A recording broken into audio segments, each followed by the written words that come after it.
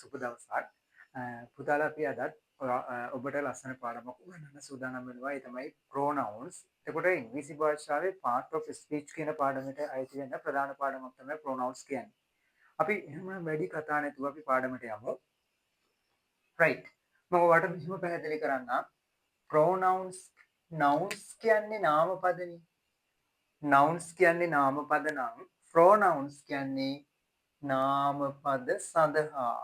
right. එතකොට ඕනම ලෝකේ තියෙන ඕනම නාමපදයක් හඳුන්වන්න පාවිච්චි කරන පදවලට අපි කියනවා pronouns කියලා. එතකොට ඔයා දන්නවා හොඳටම pronouns කියන මාතෘකාවට අදාළව ප්‍රධාන පද 7ක් භාවිත වෙනවා ඉංග්‍රීසි වල. අපි ඒ 7 මොකක්ද කියලා ඉස්සෙල්ලම දැනගෙන ඉමු මේ පාඩමට යන්න කලින්. right.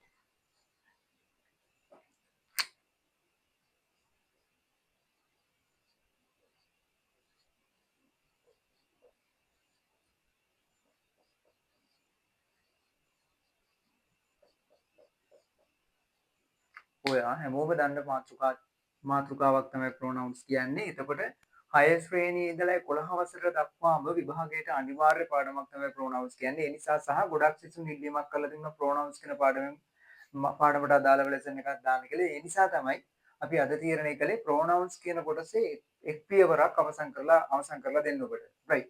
එතකොට pronouns වල ප්‍රධාන මාතෘකා 7ක් තියෙනවා. අප්‍රධාන මාතෘකා නෙවෙයි ප්‍රධාන පද 7ක් තියෙනවා. මේවා nounsම තමයි. හැබැයි නාමපද වලට පාවිච්චි කරන ඕනම නාමපදයක් වෙනුවෙන් දාන්න පුළුවන් පද වලට අපි කියනවා pronouns කියලා. උදාහරණයක් ඔයාට pen කියලා මතක් වුණොත් ඒ වෙනුවට පාවිච්චි කරන්න පුළුවන් පදයක් මේ පද හත අතරේ තියෙනවා. ඒ තමයි it. නිමාලි කියලා තිබ්බනම් එයා වෙනුවට පාවිච්චි කරන්න පුළුවන් she.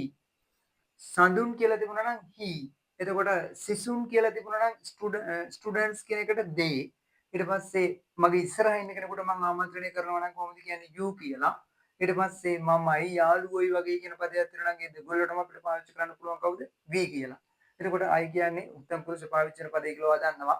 හරි. එතකොට මේ අවස්ථාව ටික ප්‍රශ්නයක් නෑ. හැබැයි ගොඩක් ළමයින්ගේ විභාගවලදී පේපර් වලදී බලාගෙන යද්දි වෙන එක ප්‍රධාන දරුණුතම ගැටලුවක් තමයි පුතේ.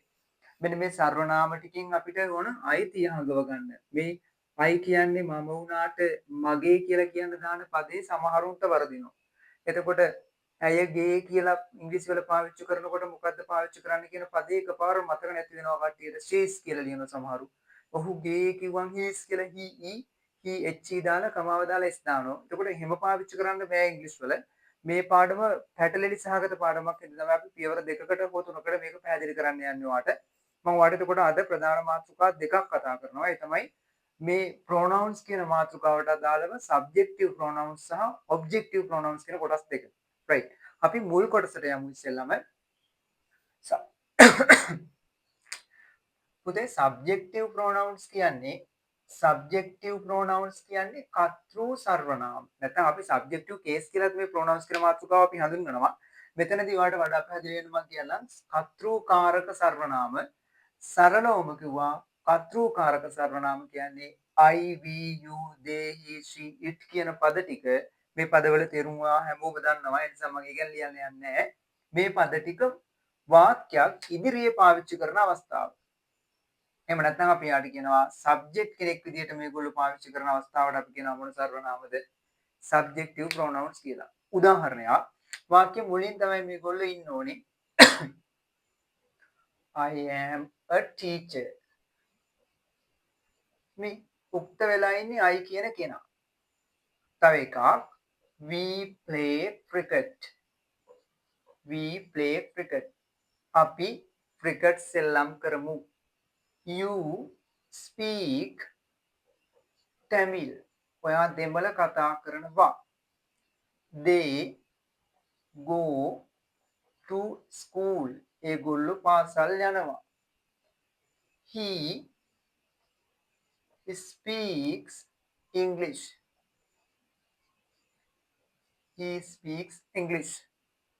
Next one. She reports it.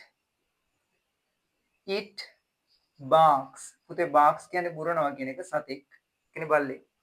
right. මේ බලන්නකෝ. වාක්‍ය ටික ඔක්කොගේම මුල තමයි මේ පද ටික තියෙන්නේ. එතකොට අපි ඒගොල්ලන්ට කියනවා මොන pronouns කියලාද පුතේ? subjective pronouns කියලා සරලව හඳුන්වලා දෙනවා. right? එතකොට මේ අවස්ථාව ගැන අපි වැඩිපුර කතා කරන්න යන්නේ නැහැ. මොකද ගොඩක් ළමයිට මේ කොටස ප්‍රශ්නයක් නැහැ.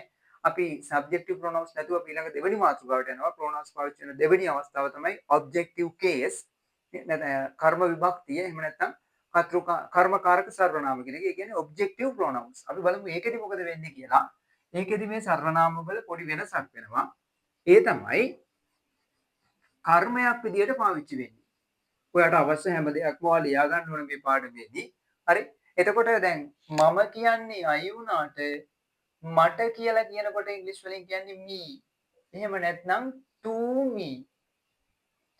we කියන්නේ අපිනේ. අපිට නම් us.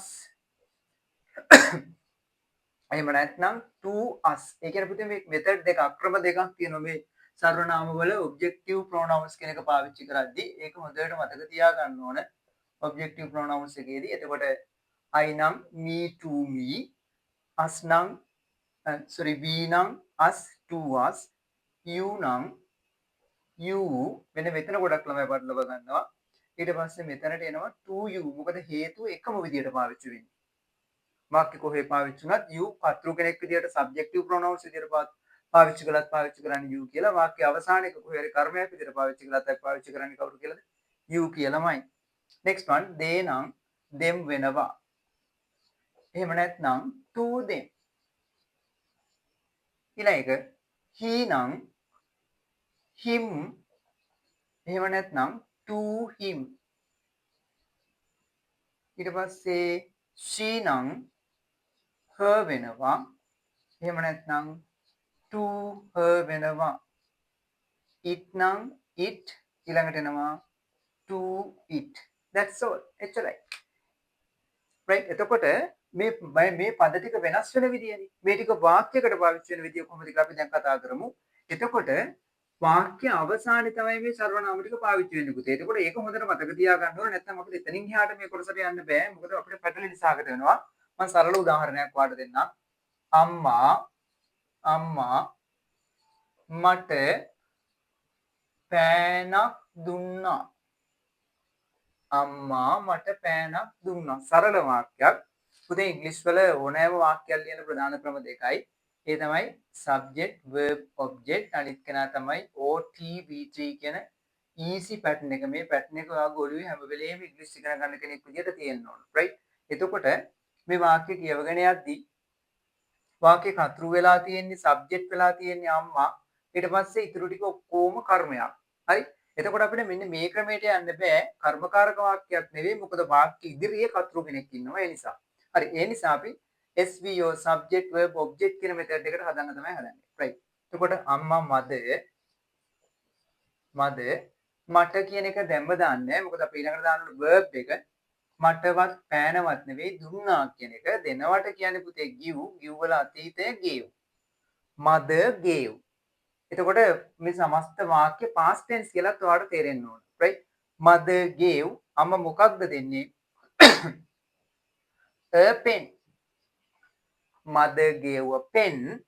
ක්‍රම දෙකයි මෙන්න මෙතනට දානවා to me කියලා. හරිද? mother gave a pen to me. මම ඔයාලට කියන්නම් මෙතනට to me එන්න හේතුව.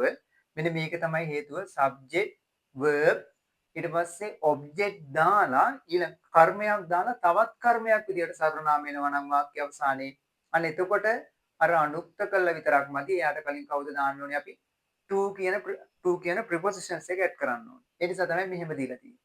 එතකොට පළවෙනි ක්‍රමයේදී වෙන්නේ mother gave ඊළඟට පාවිච්චි කරන මේ subject verb ගාවම දානවා අපි objective pronoun එකක්. එතකොට වෙන්නේ mother gave me a pen. එතකොට ඔයාලට තේරෙන්න ඕන object එක විතර තිබුණු පද දෙකේ මාරු වීමක් විතරයි උනේ. එතකොට සර්වනාම පදේ මුලට ආවක් verb එක ළඟම තියෙනවා. ඒ නිසා මේ වගේ තැනකදී මට කියලා ට කියන පදේ පෙන්වන්න to කියන කෙනා add කරන්න ඕනේ. ඒක තමයි මතක තියාගන්න ඕනේ. හරිද? අපි තව එක්සැම්පල් එකකට යමු. තාත්තා ඇයට මං දුන්නා කියන එකම ගන්නම්. පොත දුන්නා. හරි. තාත්තා ඉස්සෙල්ලා ක්‍රමෙමයි father ඊළඟට යනවා දුන්නා gave පොත. එතකොට a book නෙවෙයි the father gave the book. පළවෙනි ක්‍රමෙන් යනවා to her. next one. දැන් මේ වාක්‍ය රටාවට තේරෙනවා මොකද හේතුව subject ඉන්නවා verb තියෙනවා object එක තියෙනවා කර්මකින් පස්සේ සර්වනාම කර්ම විදියට පාවිච්චි වෙලා අන්න එතකොට දෑව කවුද to කියලා. අනිත් ක්‍රමේ තමයි කතෘ ළඟම ක්‍රියාපදේ ගාවම දෑවතින් අර සර්වනාම අවස්ථාව පුතේ. එතකොට දාන්නේ නෑ කවුද to කියන prepositions එක. father gave her the book. okay, that's all.